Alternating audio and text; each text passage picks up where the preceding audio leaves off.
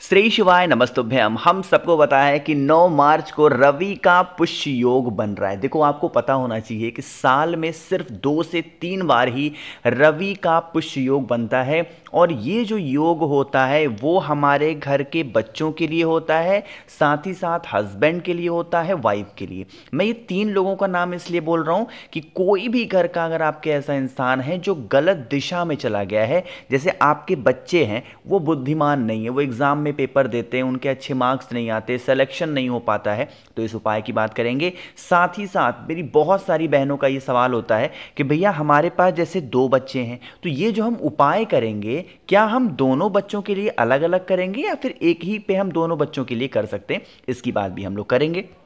Video को पूरा देखिएगा, है ना। देखो, आज के टाइम पे इतने लोग फ़ोन में बिजी हो गए हैं, खासकर जो बच्चे हैं ना, इसमें बच्चों की गलती नहीं है, उसमें जो ज़्यादातर गलती होती है पेरेंट्स की, कि वो अपने आप को बचाने के लिए इतने वाहवाही में बच्चों को फ़ोन दे देते हैं और दिन भर बच्चे फ़ोन यूज़ करते हैं, जिससे उनके दिमाग में गलत इफेक्ट पड़ता है और वो चिड़चिड़े होते हैं। तो आप सभी लोगों को क्या करना है, वैसे तो नियम ये कहता है कि हमें एक पान का पत्ता लेना है। क्या लेना चाहिए? पान का पत्ता। बट मान लेते हैं आज इस रवि के पुष्य योग पे आपको पान का पत्ता नहीं मिल पाता है, तो आप पीपल का पत्ता ले सकते हो, आप वट का पत्ता ले सकते हो। कहने का मतलब है कोई भी पत्ता लेना। अब यहां पे हमें आपको थोड़ी सी कुछ और बातें बता दूं। इस उपाय के लिए आप चाहो तो लाल चंदन ले सकते हो, आप चाहो तो पीला चंदन ले सकते हो, ठीक है ना। बाकी कुमकुम, रोली, सिंदूर ये सब नहीं लेना है, बस आपको लाल चंदन या पीला चंदन ले लेना।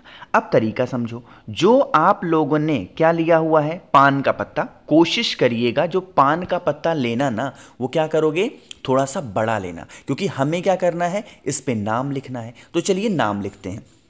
पत्ता है, पत्ते का सीधा पोर्शन ये होता है, अरे होता है ना। क्या करना है, सबसे पहला काम करना है, ये जो आपको डंडी दिखाई दे रही है ना पान के पत्ते पे, इस डंडी को तोड़ के फेंक देना। सबसे पहला काम ये करना है। और नीचे का जो हल्का सा दिखता होगा नुकीला का पोर्शन, हल्का सा वो तोड़ देना, बस, ठीक। अब क्या करना है, जो आपके पास में पान का पत्ता है, इस पान के पत्ते के ऊपर आपको 3 नाम को लिखना है। सबसे पहला नाम लिखना है, हम सभी के आराध्य देव कौन है, अपने महादेव। तो महादेव का नाम लिख देना, चाहे आप लाल चंदन से लिख दो या आप पीले चंदन से लिख दो, आपके ऊपर डिपेंड करता, ठीक। दूसरा काम, आपके जो भोले शंकर हैं, भोले शंकर के लिए एक इंसान बहुत प्रिय है और वो है माँ पार्वती। तो इसीलिए महादेव का नाम जहाँ जहाँ लिखा जाएगा वहाँ वहाँ माँ पार्वती का नाम भी लिखा जाएगा। तो पहला नाम तो देवादिदेव महादेव का हो गया और दूसरा नाम माँ पार्वती का हो गया।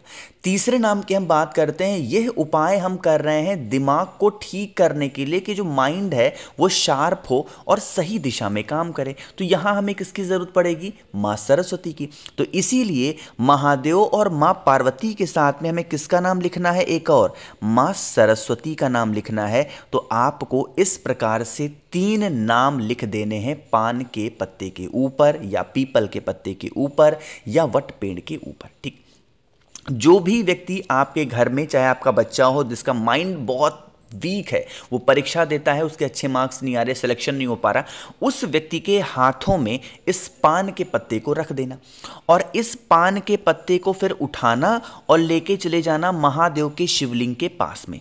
अब यहाँ पर पहुँच करके पूरे शिवलिंग पे कहीं पे भी भोले शंकर, माँ सती और माँ सरस्वती का स्मरण करते हुए जो भी व्यक्ति घर में आपके गलत दिशा में है उसका नाम और गोत्र बोल के अगर महादेव के शिवलिंग के ऊपर आप समर्पित कर देते हैं तो आप सभी लोगों को कोई भी प्रॉब्लम नहीं होने वाली। देखो, कुछ ऐसे उपाय होते हैं, जैसे गुरुजी को ऐसी चीज़ों को बताते हैं, थोड़ा सा डिफिकल्ट होता है, मैं उस चीज़ को थोड़ा इजी करता हूं ताकि हर इंसान इस उपाय को कर पाए। जैसे गुरुजी ने क्या कहा कि आप इस उपाय को कहाँ करेंगे, मंदिर में करेंगे। बट बहुत सारे ऐसी फैमिली है, बहुत सारे ऐसी बहनें हैं जो नहीं जा पाती हैं मंदिर। तो नहीं जा पाते हो तो कोई ज़रूरत नहीं है मंदिर में ही करने की, आपके घर में महादेव का शिवलिंग हो वहाँ पे भी करो। कण कण में शंकर हैं, आप जहाँ भी मान लो कि ये हमारे देव हैं, आप वहाँ पे पूजा कर सकते हो, ठीक है ना। अब देखो, पूजा की तो पूरी बातें समझ में आ गई हैं।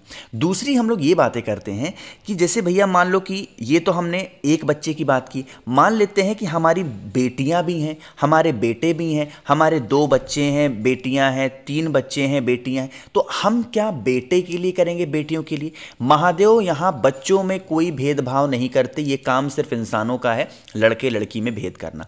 तो आपके घर में चाहे 1 बच्चे हों, चाहे वो लड़का हो लड़की हो, या 2 बच्चे हैं, आपको बस अपने बच्चों का स्मरण करते हुए, 1 हो तो 1 का स्मरण करोगे, 2 बच्चे हो तो 2 का। ऐसा नहीं कि अगर 2 बच्चे हैं तो 2 पान के पत्ते के ऊपर नाम लिखोगे, 3 बच्चे हैं तो 3 पान के पत्ते के ऊपर नाम लिखोगे, ऐसा नहीं है। सिर्फ लिखना एक ही पान के पत्ते के ऊपर है। अपने सभी बच्चों का स्मरण करेंगे, या जितने भी सदस्य घर के हैं उनका दिमाग ठीक से काम नहीं करता है तो उनका स्मरण करेंगे। ठीक है ना, बातें समझ में आ रही है? तो इस प्रकार से अगर आप करते हैं तो आपके घर में कभी भी कोई प्रॉब्लम, खासकर बच्चों से रिलेटेड, तो आपके घर में नहीं आ रहा। ठीक है ना। चलो, तो पहला उपाय रवि के पुष्य योग का आपको समझ में आ गया है। आगे बढ़ते हैं। अब इस वीडियो के हम लोग अपने दूसरे उपाय की तरफ, जो कि हम सभी को करना है, किससे? शहद के साथ में। अब यह उपाय स्पेशली किसके लिए है कि जैसे आज के टाइम पे बहुत सारी ऐसी फैमिली है, बहुत सारे ऐसे परिवार हैं जिन घरों में क्रोध देखने को बहुत ज़्यादा मिलता है। ज़रूरी नहीं है कि वो क्रोध सिर्फ पुरुषों में देखने को मिलता है।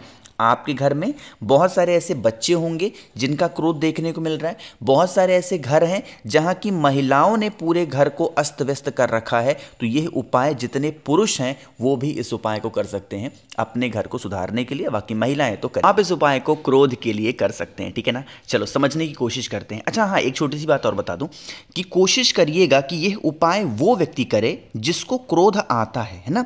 अगर यह उपाय वो व्यक्ति करेगा जिसको क्रोध आता है तो इसका रिजल्ट आपको बहुत जल्दी और 100% देखने को मिलेगा। ठीक है ना। क्या करना है, आपको ऐसे शहद दिख रहा है, क्या करिएगा, आप थोड़ा सा शहद लेंगे। बहुत ज़्यादा लेने की कोई ज़रूरत नहीं है, छोटी सी कटोरी में थोड़ा सा शहद लेना।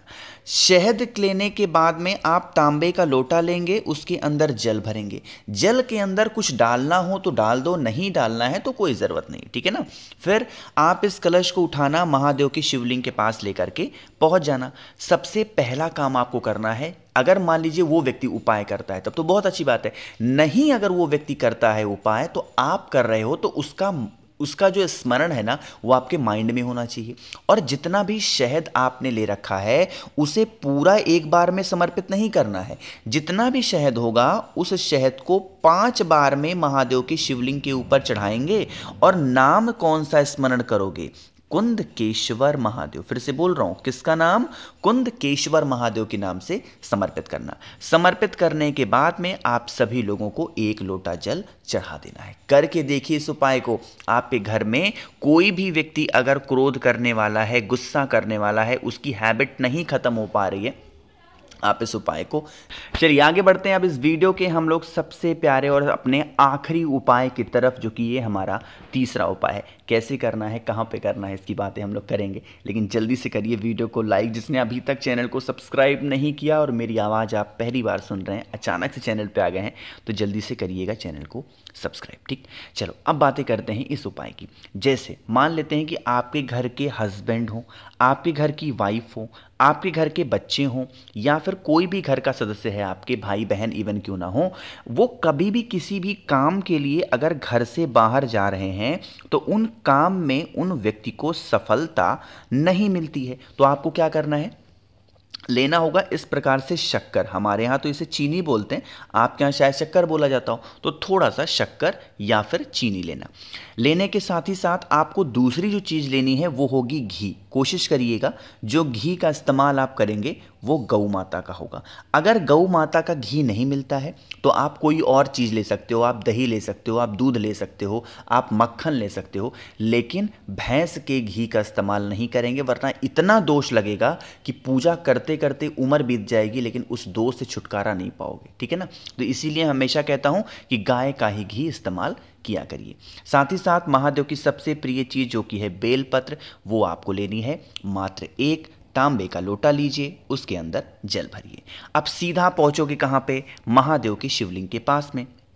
जो घी आपके पास में है, सबसे पहला काम करेंगे उस घी का लेपन महादेव के शिवलिंग के ऊपर कर दो। ठीक है ना, घी का लेपन किया।